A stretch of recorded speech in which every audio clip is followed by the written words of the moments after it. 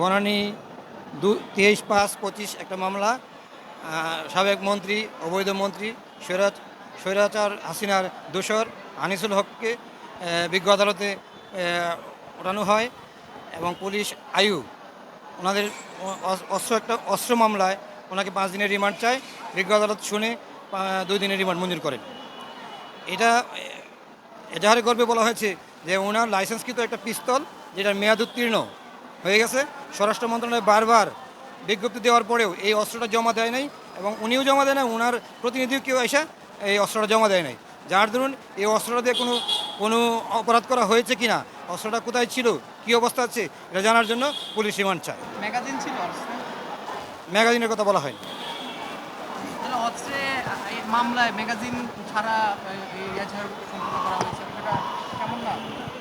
Magazine হয়তো মানে উদ্ধার করতে পারে নাই, ম্যাগাজিন অন্য কথা হয়তো ছিল, ম্যাগাজিনের কথা বলা হয় নাই, অস্ত্রের কথা বলা হয়েছে।